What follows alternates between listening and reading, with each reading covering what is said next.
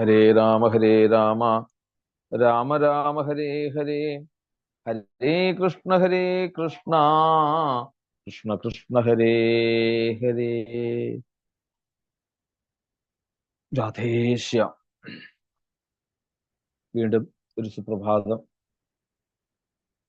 എല്ലാവർക്കും കൂടി ഒത്തിരിക്കാനും ഈശ്വര വിചാരം ചെയ്യുവാനും അതിലുപരി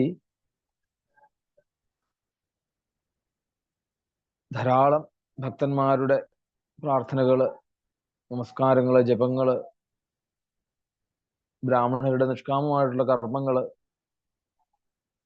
എല്ലാ ലൗകിക ജീവിതങ്ങളെയും മാറ്റിവെച്ച് പല ദിക്കുകളിലായി തപസ് ചെയ്യുന്നതായിട്ടുള്ള ഋഷീശ്വരന്മാര്, ഇവരുടെയൊക്കെ ഒരേ ഒരു അപാര കാരുണ്യം ഒന്നുകൊണ്ട് മാത്രമാണ് ഈ കലികാലത്ത് നമുക്ക് സജ്ജനങ്ങളായിട്ട് ഒന്നിച്ചു കൂടുവാനും ഈശ്വര വിചാരം ചെയ്യുവാനും ഒക്കെ സാധിക്കുന്നുണ്ട്.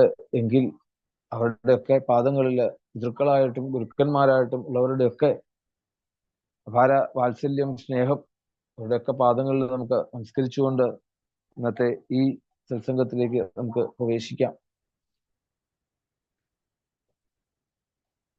ഓരോ സത്സംഗങ്ങൾ കഴിഞ്ഞു പോകുമ്പോഴും എന്ത് ആണ് നമുക്ക് അതുകൊണ്ട് നേട്ടമുണ്ടായി എന്നുള്ളതെന്ന് ഒരിക്കലെങ്കിലും നമ്മൾ പുറകോട്ടൊന്ന് ചിന്തിച്ചു നോക്കണം. നമ്മളിലേക്കൊന്ന് ചിന്തിച്ചു നോക്കുക.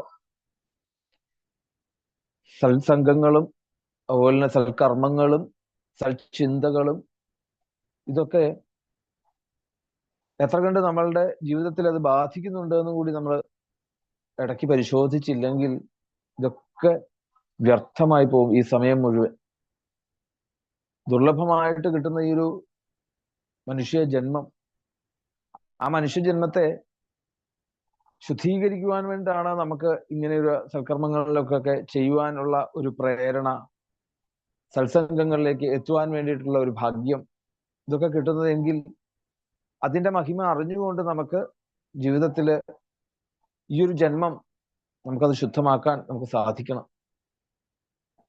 അപ്പൊ നമ്മളുടെ ഉള്ളില് എപ്പോഴാണ് ഈ സത്സംഗം നമുക്ക് വേണ്ട പോലെ ആയി എന്നുള്ളത്, നമ്മുടെ ഭാഗവതം ഏത് പ്രകരണങ്ങൾ എടുത്താലും അതിൽ ആദ്യം പറയുന്നത് എന്താണ്? സത്സംഗമാണ്. ശ്രവണം എന്നുള്ള ഭക്തിയുടെ നവതാ ഭക്തിയില് പ്രഥമഗണനീയമായിട്ടുള്ള പടിയാണ് ശ്രവണം. അതെവിടുന്ന് കിട്ടുന്നുള്ളൂ? സത്സംഗങ്ങളിൽ നിന്ന് കിട്ടുന്നതാണ്. ധാരാളം കഥകൾ, സൽക്കഥകൾ കേൾക്കുക. അപ്പൊ ഈ ഒരു ശീലം കേട്ടത് കൊണ്ട് നമുക്ക് മാറ്റങ്ങൾ ഉണ്ടോ എന്ന് കൂടി നമ്മൾ ചിന്തിക്കേണ്ട ഒരു വിഷയമാണ്. എപ്പോഴാണ് മാറ്റങ്ങൾ, എങ്ങനെയാണ് നമുക്ക് അറിയാൻ സാധിക്കുക? നമ്മുടെ ഉള്ളില് വികാരങ്ങൾ ഉണ്ടായിട്ടുണ്ടെങ്കിൽ സത്സംഗങ്ങൾ കൊണ്ട് പ്രയോജനം ഉണ്ടാകുന്നില്ല. നിർവികാരത അല്ലെങ്കിൽ നിഷ്കളങ്കത, നിഷ്കാമം എന്നൊക്കെ പറയുന്നത് പോലെ നിഷ്കാമം, നിഷ്കളങ്കത, നിസ്സംഗത, അതാണ് യഥാർത്ഥമായിട്ടുള്ള വാക്ക്. സത്സംഗത്തെ നിസ്സംഗത്വം.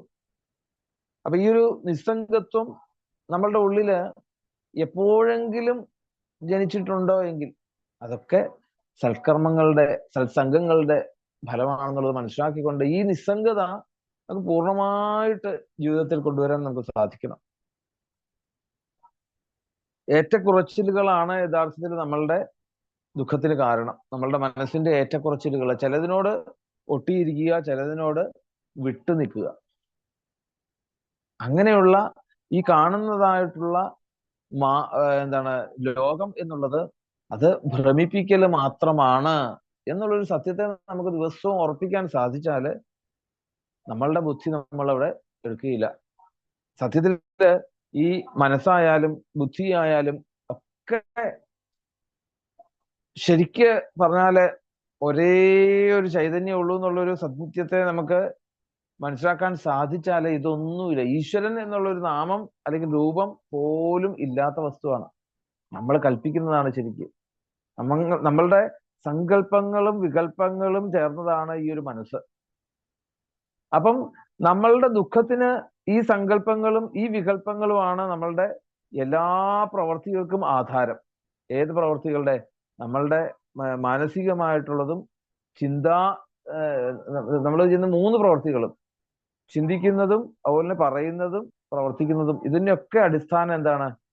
നമ്മളുടെ ഈ സങ്കല്പ വികല്പങ്ങളെ കൊണ്ടാണ്. മനസ്സിന്റെ സങ്കല്പ വികല്പങ്ങള് അതിനെ അടിസ്ഥാനപ്പെടുത്തിക്കൊണ്ടാണ് നമ്മളുടെ ചിന്തകളെല്ലാം ഉണ്ടാകുന്നത്. അപ്പം യഥാർത്ഥത്തിൽ മനസ്സിനെ പോലും നമുക്ക് എന്താണ് നിയന്ത്രിക്കാൻ നമുക്ക് സാധിച്ചെങ്കിൽ മാത്രമേ ഈ സത്സംഗത്തിലൂടെ നമുക്ക് മനസ്സിന്റെ ഗതി എന്താണെന്നുള്ള അറിയാൻ സാധിക്കുള്ളൂ. മനസ്സ് നമ്മൾ വിചാരിക്കുന്നത് പോലെയല്ല. മനസ്സ് അങ്ങനെ ചാടി ചാടി ചാടി ചാടി പോയിക്കൊണ്ടിരിക്കും. അപ്പം നമ്മളെ മനസ്സ് അതിനെ എന്താണ് അതിനെ നിലനിർത്താൻ നമുക്ക് സാധിക്കണം. ഇപ്പൊ നമ്മൾ മനസ്സിന്റെ വഴിയെ നമ്മൾ പോകുന്ന ഒരു രീതി മാറിയിട്ട് പിന്നെന്താണ്, മനസ്സിനെ പിടിച്ചടക്കാൻ ആയിട്ട് നമ്മൾ വിചാരിക്കുന്ന വഴിയിലൂടെ മനസ്സിനെ കൊണ്ടുപോകാനുള്ള ആ ഒരു കഠിന പരിശ്രമം അതെപ്പോഴേ എവിടുന്നേ കിട്ടുള്ളൂ? അത് സത്സംഗങ്ങളിൽ നിന്ന് മാത്രമേ കിട്ടുള്ളൂ. ഗുരുനാഥന്മാരുടെ അനുഗ്രഹങ്ങളിൽ നിന്ന് മാത്രമേ നമുക്കത് ആ ഒരു ഭാവം നമുക്ക് ഉണ്ടാവുകയുള്ളൂ. ഈ ഒരു ഭാവം നമുക്ക് എന്നും ഉണ്ടാവട്ടെ എന്ന് ഗുരുവായൂരപ്പനോട് നമുക്ക് പ്രാർത്ഥിക്കാം. അതുപോലെ തന്നെ നമ്മൾ നിത്യവും നമ്മൾ പ്രാർത്ഥിക്കാറുള്ള ആ ജ്വരസ്തുതി ചൊല്ലുന്നതിന് മുമ്പ് മൃഗങ്ങൾക്ക് വേണ്ടിയിട്ടും സസ്യങ്ങൾക്ക് വേണ്ടിയിട്ടും ധാരാളം അല്ലെ മുത്തശ്ശൻ മുത്തശ്ശിമാര്, അച്ഛനമ്മമാര്, മക്കള്, ദമ്പതികമാര്, പിന്നീടോ അതുപോലെ തന്നെ ധാരാളം പക്ഷികളായിട്ടും മൃഗങ്ങളായിട്ടും ഒക്കെ ഇന്ന് പല വിധത്തിലുള്ള ദുഃഖങ്ങൾ അനുഭവിച്ചിട്ടുള്ള ആൾക്കാര്, രോഗികളായിട്ടുള്ളവര് എല്ലാവരെയും നമ്മളുടെ മനസ്സിലേക്ക് ഒന്ന് ഓടിച്ചു വന്നു കഴിഞ്ഞാല് ഇന്ന് നമ്മള് പലതും കണ്ട് നമ്മൾ ഭ്രമിച്ച് അല്ലെങ്കിൽ പലതും നമ്മൾ നേടി എന്ന് നമ്മൾ തെറ്റിദ്ധരിച്ചുകൊണ്ട് അഹങ്കരിച്ചുകൊണ്ടിരിക്കുന്ന നമ്മളുടെ ഇന്നത്തെ ഈ ലോകത്ത് അതെല്ലാം ഒരു ഒന്ന് നോക്കിയാല് അല്ലെങ്കിൽ അവരുടെ സ്ഥാനത്ത് നിന്നുകൊണ്ടൊന്ന് നോക്കിക്കഴിഞ്ഞാല് പല വിധത്തിലുള്ള നമ്മളൊന്ന് ചിന്തിച്ചാൽ മതി. ക്യാൻസർ ആയിട്ടും മറ്റു രീതിയിലുള്ള മാറാരോഗങ്ങൾ വന്ന് അവര് മോഹിക്കുന്നതായിട്ടുള്ള അവര് ആഗ്രഹിക്കുന്നതായിട്ടുള്ള ആഗ്രഹങ്ങളൊന്നും അവർക്ക് സാധിക്കാൻ പറ്റാതെ വരുമ്പോൾ ഉണ്ടാകുന്ന ഒരു മനപ്രയാസം, ഇതൊന്നും എല്ലാവർക്കും ഇതൊക്കെ നമ്മളെയൊക്കെ ബാധിക്കുന്നതാണെന്നുള്ളത് മനസ്സിലാക്കുക. അപ്പോ അതെല്ലാം കണ്ടുകൊണ്ട് എല്ലാവർക്കും താങ്ങായിക്കൊണ്ട് ആരൊക്കെയാണോ ദുഃഖിച്ചുകൊണ്ടിരിക്കുന്നത് ആ ദുഃഖിച്ചുകൊണ്ടിരിക്കുന്നവർക്ക് ഒരു തണലായിക്കൊണ്ട് താങ്ങായിക്കൊണ്ട് എനിക്ക് നിൽക്കാൻ സാധിക്കണേ, എനിക്ക് നിൽക്കാൻ സാധിക്കണേ എന്നുള്ള ഒരു ആർദ്രഭാവം നമുക്കുണ്ടാവുക.